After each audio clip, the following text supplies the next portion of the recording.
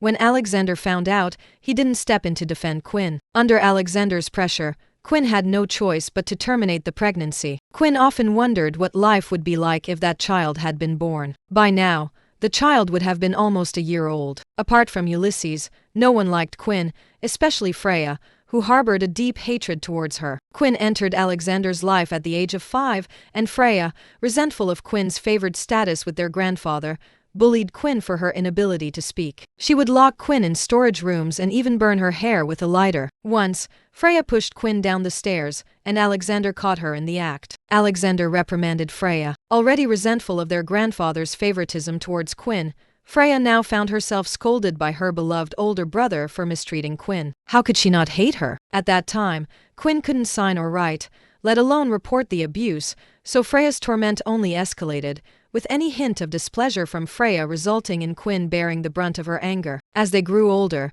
Freya no longer physically bullied Quinn. Instead, she tormented her emotionally and mentally. Freya would deliberately bring up pregnancy to remind Quinn of the terminated child, seeking to inflict pain upon her. She was a malicious woman. Alexander, feeling uneasy, stood up and said, "Let's go." Confused, Freya asked, "Brother, why are you in such a hurry to leave? At least finish your meal before going." "No, there's work at the office," Alexander said, pulling Quinn away without looking back at Freya. Watching this scene, Freya grew even angrier, unable to understand her brother's actions. Alexander's affection should have been for Getty, not Quinn. So why was he protecting Quinn? Back in the car, Alexander lit a cigarette, showing signs of irritation. Quinn sat quietly, waiting for him to finish smoking. After he finished, Alexander turned to Quinn. She remained meek, with a faint smile on her lips, like a servant awaiting orders from a master. Seeing Quinn's lack of anger and her submissive demeanor, Alexander felt deeply uncomfortable. He didn't like people without a backbone. When someone is bullied or provoked,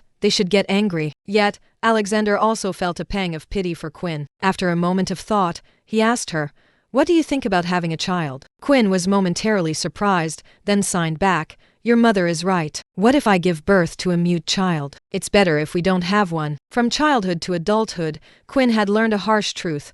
Everything she hoped for would eventually shatter like glass. The more beautiful the fantasy, the more painful its shattering. Like the time she wanted a birthday cake as a child, Ulysses bought her one. She was about to make a wish when Freya pushed her face into the cake. She lifted her head in embarrassment, cake smeared all over her face, surrounded by laughter from onlookers who found it amusing. Quinn forced a smile, but inside, she was hurting. Having endured so much pain, Quinn no longer dared to hope for anything. Suddenly, Alexander remembered something and said, "I remember not using protection last night. Maybe we could have conceived a child." Quinn signed back, "I'm on birth control." Alexander looked at her fingers as she signed. Her fingers, slender and long from constant movement, danced gracefully as she signed, a sight to behold. After watching her for a moment, Alexander looked away, started the car, and insincerely said, "That's good then." Quinn lowered her head. Alexander dropped Quinn off at the coffee shop where she worked. As the car pulled up, he noticed Getty standing there. Getty always found a way to locate Alexander. Tall and stunningly beautiful, with long legs and curly hair cascading down her back, Getty commanded attention wherever she stood. As she watched Alexander and Quinn step out of the car, her anger peaked, flames flickering in her eyes. Getty's demeanor suggested she was the wife and Quinn the mistress, but in reality, Quinn was Alexander's true wife.